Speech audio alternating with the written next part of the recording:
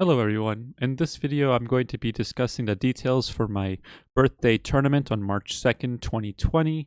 And also I'm going to be showing you gameplay of my Glacier Mage game. Unfortunately, I'm going to be starting this game at around round 15. However, before this game I was bouncing around various different compositions. Now onto the details for the tournament. It's going to have a prize pool of about $200 US. There are various formats that we may choose to use. Different rule sets that definitely separate this tournament from your typical tournaments, say by BlueStacks or GLL. For example, we're going to have a meme Comp Roulette. People that have been a part of my stream for a long time may remember this. It's essentially we're going to have predetermined compositions determined by either Twitch chat back then because it was more spontaneous, but probably more Twitter, Reddit, or YouTube comments to decide what the predetermined compositions are. And some of these may be like, Glacier Mages, for example, or Beast Dragon, stuff that's not tournament viable typically. Glacier Hunters is kind of on the borderline because that's a typically strong composition, but it's really not tournament viable. The next one is going to be either having special rules with the meta being okay. Special rules meaning different archetypes of games. So for example, one was we called Bad Egg. And what that was whether a strange egg appeared in your shop, you had to buy it if you had enough money. Even if it ruined your econ, even if it wasn't, it's not going to help you. And eggs in this variant are actually very unhelpful because you have to buy it and it has to sit on your bench and you cannot use it. So essentially it just takes up space on your bench, making it that you have less and less bench spots as the game goes on. This was really fun, especially if you saw somebody that had like 5 strange eggs on their bench. It's pretty funny. To see them have to work with much less bench space. Another one was like 1 cost in a dream where we only could use 1 cost units. Pretty short game, but was pretty fun. Excessive Force, where you have to use a predetermined composition that you picked before the game starts. Everybody privately gives their composition and then they're announced simultaneously. What this means is that if you pick a more meta comp, then you're more likely to have competitors on that same composition. So there's a little bit of a strategic element to deciding which composition you want to play. The next archetype or rule set that we could use is some sort of rank limit. And this doesn't necessarily mean a lower limit or an upper limit. For example, on Twitter, I said less than Rook 7. That was just a little bit of an example, but we could do greater than King 2 or from Rook 7 to King 2, that kind of thing. So we understand that the competition is more normalized to get more people involved that may have been feeling disenfranchised by larger tournaments by bigger organizations. And then the last archetype of or rule set that we could use is regular gameplay, however with bans. And this would work by having predetermined amounts of bans or chess piece bans before the game starts. So for example, if you wanted to ban, if one person wanted to ban Abyssal Crawler, another one wanted to ban Siren, another one wanted to ban Hell Knight, when the game starts, then those 3 pieces would not be able to be used. And you might see that a composition becomes more viable because of those chess piece bans than whether, say, Glacier Knights, that build does well against mages. But you might find that mages are now more viable, especially since 2 Marines are actually banned. So that's just an example of, kind of spontaneous thinking as to what composition would benefit from certain bans. So that might be fun as well. The tournament will be streamed on March 2nd. All participation will be done through Twitch chat. I do recommend that you can either speak and understand English because most of the rule sets will be given in English. I can also speak Spanish. I might need some help from other viewers, but that's okay too if you don't know English. Puedes hablar en español también. And so, I think that wraps this up. This is going to be a super fun community event. I hope that many people participate.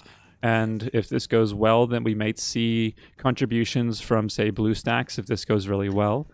I can definitely take this event and see if I can find other funding so that we can continue doing this.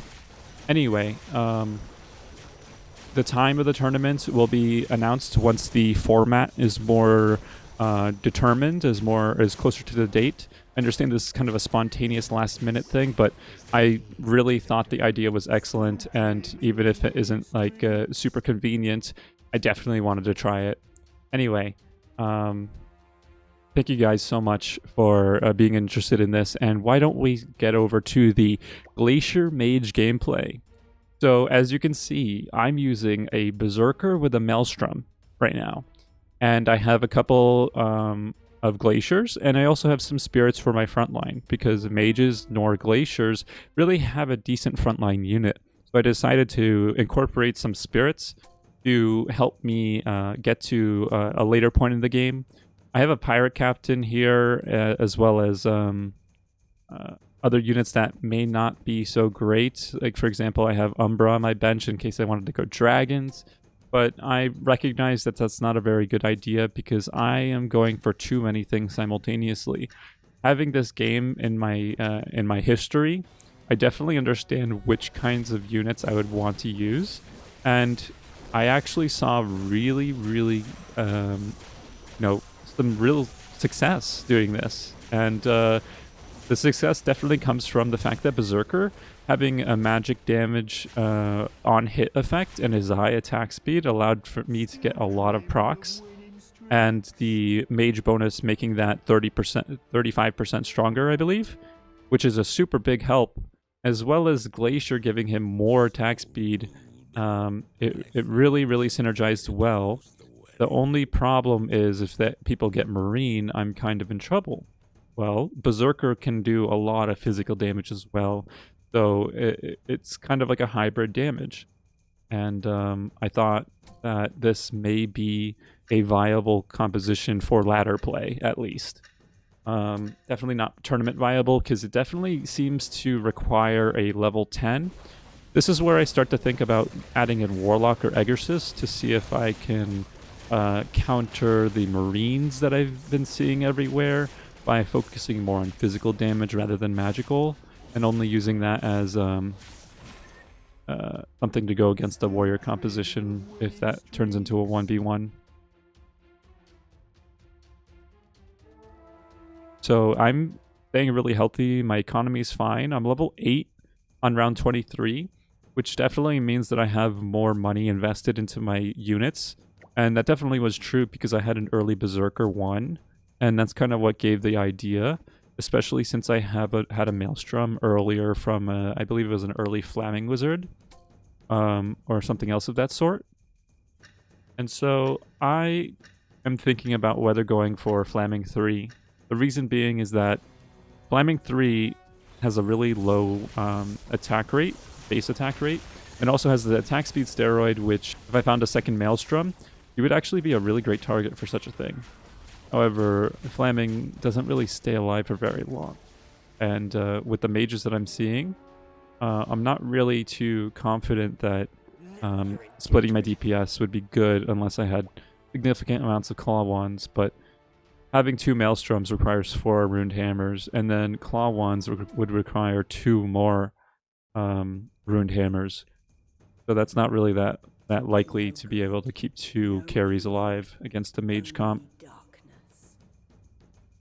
I found a Dark Spirit here, and this is where I start to realize that my best option in this game to protect from assassins as well as the warriors is to go for spirits. And then I start doing the math of how would that work? Would I get 4 spirits on the field simultaneously, as well as keeping the mage and glacier buffs as well? So I decided that I was going to abandon my Exorcist dream and focusing more on defensive play to make sure that my Berserker has the maximum uptime that's possible. So I get the Claw Wand here, which is looks really good. Magicka Staff, I don't believe increases proc damage from Maelstrom, so I didn't really look into it. I skipped over the Dragon Knight, which definitely means I'm not looking for anything of that sort. I go level 9 here, and then I add in a Dark Spirit. Gives me 3 spirits. I also should be selling my Soul Reapers at this time, but I decide to instead use Soul Reaper. And if I sold those 2 Soul Reapers and instead put the Water Spirit out, I would have been able to make Econ here. So it costed me a significant amount of money. And I'm assuming that in previous rounds that same case exists. My Berserker does get hit by Venom here, which lowers my attack speed significantly. So he was still under the effects of Python Wand when that happened. However, it seems that the attack speed slow persists through spell immunity, which I think may need to be looked at. I don't know how I feel about that since it says abilities, immunity to abilities. And I would say Venom's poison is definitely an ability. So being immune to the damage is one thing, but the effect is equally as devastating, especially when I'm focusing on attack speed and on-hit effects on one unit that it targeted. I think this is where I decide to get rid of the Soul Reapers. I have Grim Touch. Now I know that I only need a Grand Herald to be able to get 4 Spirit, 3 Mage, 4 Glacier. Another thing that I could have done here is instead of using Fortune Teller, I could have used Desperate Doctor to get to get 2 Warlocks in. And that's definitely something I wanted to consider. The only problem was that I did think about Grim Touch / Vector synergizing, as well as the Fortune Teller keeping me alive for Mage Burst. And it really is effective against assassins. A 4 Spirit composition with a Fortune Teller shield can keep things alive for a very long time. Given that the assassins are going to keep hitting that unit that's shielded and going to keep getting turned into stone. So that's definitely the reason why I didn't decide to go towards a Warlock in this composition. I recognize that I only need to get to level 10 to complete this composition. I need to get rid of the Soul Reaper, as well as the Frost Knight, put in Grim Touch and Grand Herald, and then at level 10 I add in the Water Spirit. That would be the full composition. This guy has a 3-star Lightblade Knight, but unfortunately he was not able to get any shields on the Lightblade Knight. Unfortunately it did enough damage to get rid of I think it was my Fortune Teller. But my Berserker wasn't able to do enough damage to survive. I noticed the Devastator, but I decided that that doesn't fit in my composition, nor does it really synergize. So I realize that now I do have my full composition, and I'm ready to see what happens because of this. This is very exciting.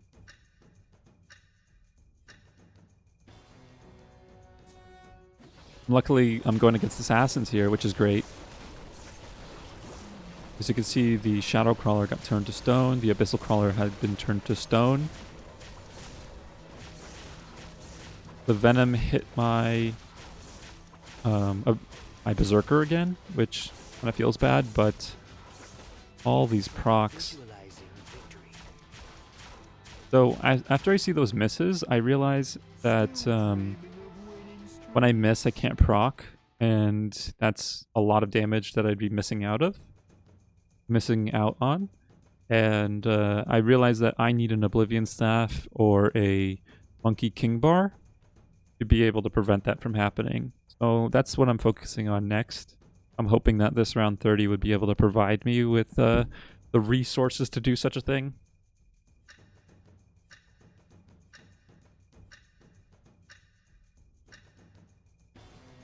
Let's see what I get here from this Thunderhide.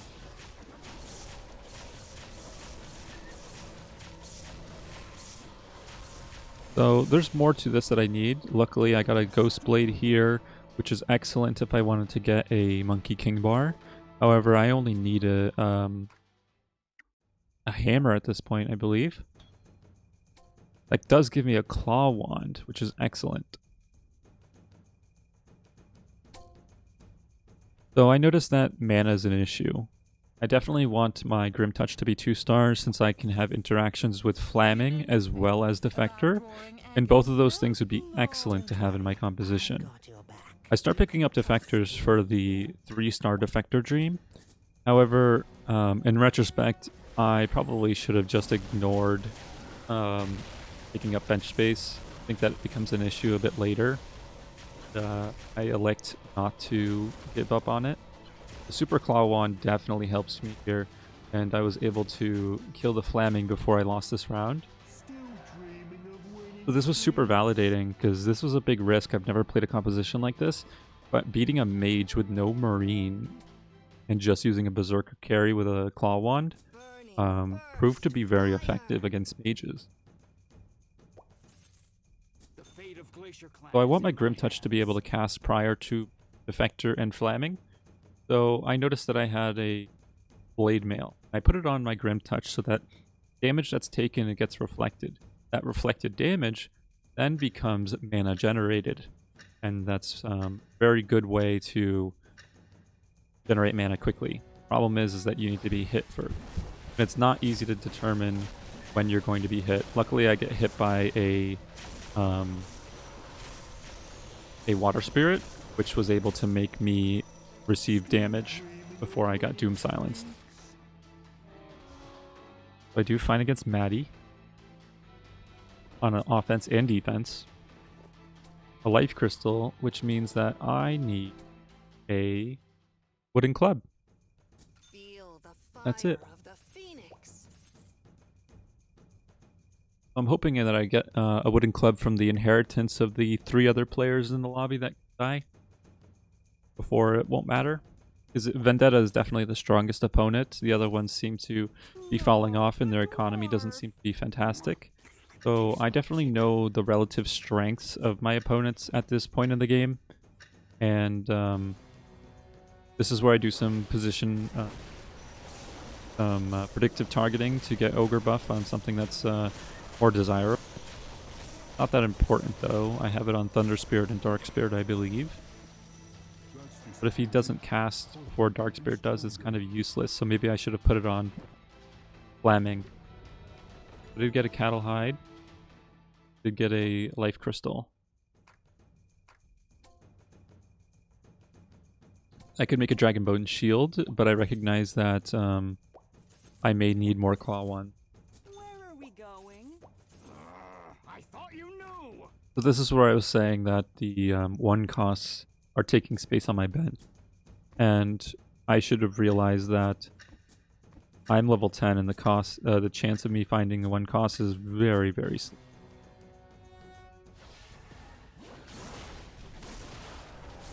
Well, I'm not going to be able to ult very quickly here.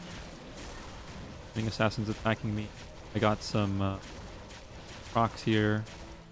Oh, I get seriously beaten by Vendetta. Yeah, so this is where I recognize that Vendetta is my only opponent at this point. Quite strong. Luckily, at level 10, I have a really good chance of finding 4 cost. The fate of Glacier Clan is in my hands. So I decide that that's my primary focus, is to get to Berserker 3. Going against the dragon.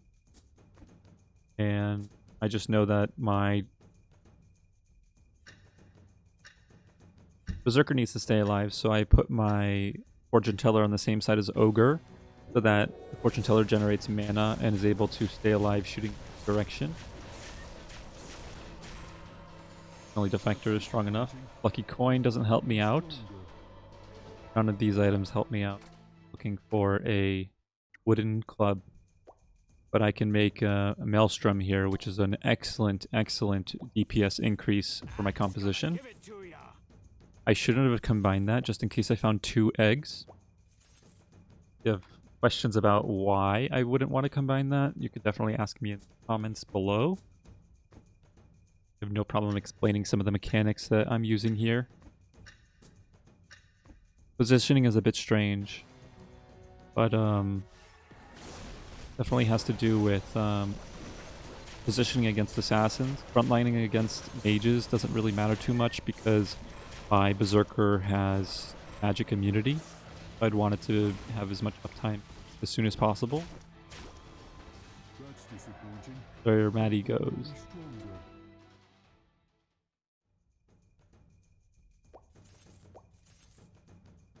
The ancestors will guide. That's what I'm talking about. Getting a water spirit 3-star is much more likely than a defector 3-star at this point. Marine clan for dinner? Decided to skip their water spirit. Odds are just simply. So I believe this is what.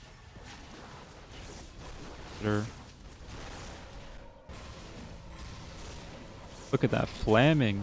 Look at all those penguins. This is what I'm talking about. This is the wonderful, wonderful display of defector / flaming wizard interaction. And after learning about predictive targeting in my previous video, I'm able to understand that Grim Touch's target is typically the same target as flaming and defector. So the likelihood of that interaction is quite great.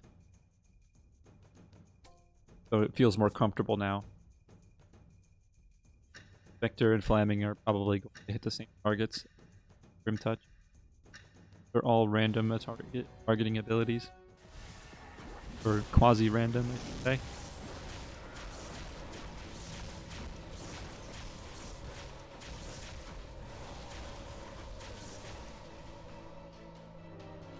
Flaming was able to kill me. I didn't get enough procs. If I missed a couple times as well. Vendetta still beats me. Thankfully, when people are beating, not by very many units, so I definitely know that I have some breathing room. The Berserker 3 definitely puts me in a position where I can chill for items on Glacier. As you can see, Sorokis has 9 mages, and that definitely is weak to one carry with a Claw Wand, since all of their damage is typically burst and in that area. What I could do here is bait Tortola, but at this point, I think Sorokis is even helping me because it's making it so that I fight Vendetta less. And I don't want to fight him just yet. So Venom is giving me a hard time here. Blowing my attack speed is the last thing I could want. I believe Vendetta also is using green at this point, which is very interesting. I think that's something that I didn't expect people to pick up on, having to use Marine Glacier Mages. Pretty funny when you think about it. So I'm frontlining everything because everything has spirit buff. I just need my Berserker to stay alive.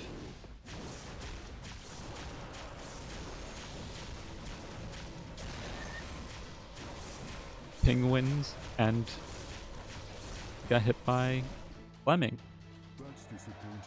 The damage isn't great, but it's definitely decent. It's not on par with my other unit. Grim Touch was 4th highest damage. Pretty high.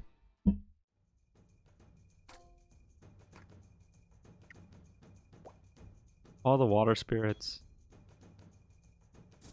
So this helps me against Assassin. And I recognize split my damage. So I'm reducing armor with Infused Mask. And I know that there's going to be an Abyssal Crawler probably on me. So having the reduced attack speed actually doesn't feel too bad. So I noticed that he's using Siren. So this could prove to be an issue at this point of the game. Because if I get turned to stone, it goes through Claw Wand. And that can kind of spell the end for me. It's me versus the Abyssal Crawler. And I'm missing so much. Luckily, I was able to finish him off before he went stealth again. This is exactly where I wanted to be, because I recognize that I am at a very big advantage because I'm one item away from being able to defeat him very easily. Unfortunately, I didn't inherit a wooden club. However, round 45 is coming in. I'm really just hoping that I find one.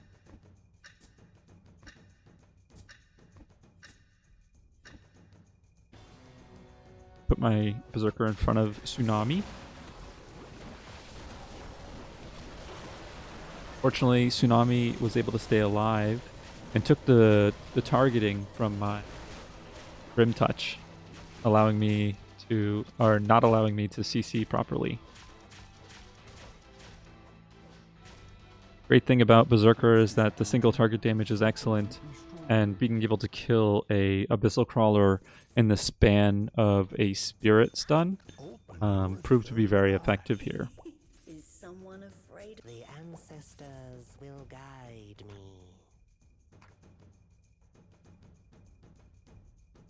This round, speak of not checking where he is on his Siren.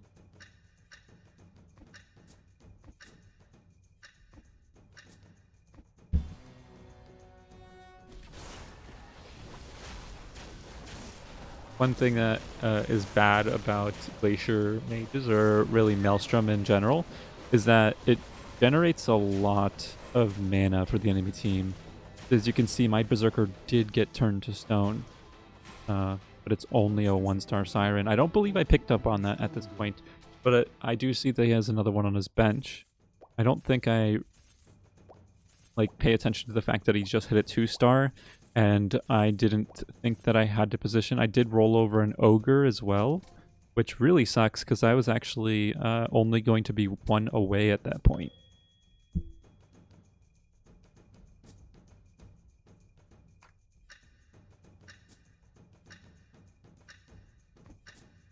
So this is where I went wrong.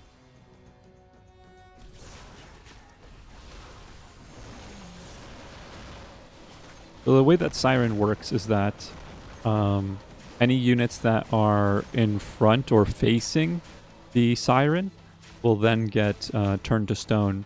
So the only way to counter it really is to face away. And since I'm playing with Assassin, or against Assassins, this is actually very possible. So I realized the next thing I have to do is try to get my Berserker and other units to not be looking at the Siren. This is Neon Beast, but I don't think I knew that.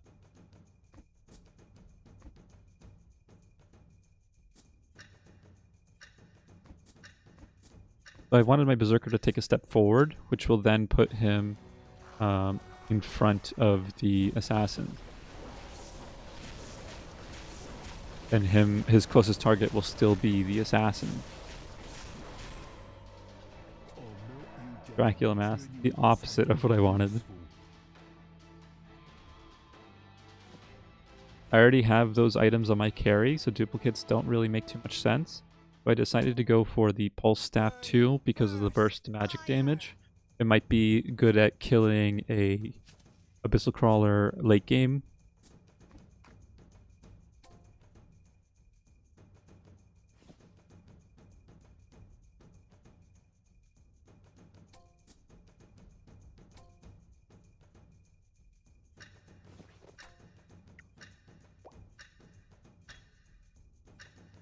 Master Grim Touch definitely helps.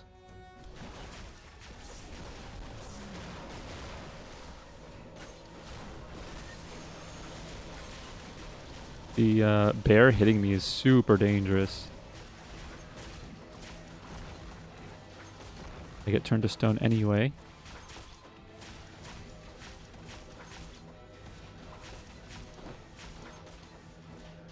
Sketchy, and I actually come through with the win here. And wow, I won a game with Glacier Mages. People have been memeing about this for so long, and I've always theory crafted Maelstrom is magic damage and Berserker does has super high attack speed.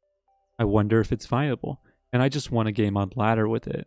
I don't recognize a lot of the players in this lobby, but I don't think they're not bad players. They're probably high rook, low king, which is okay. That's definitely okay.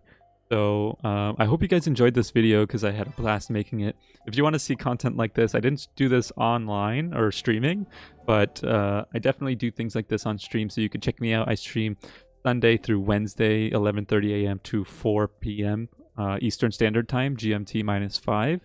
You can also, be sure to subscribe to this because I'm going to be uploading videos such as these.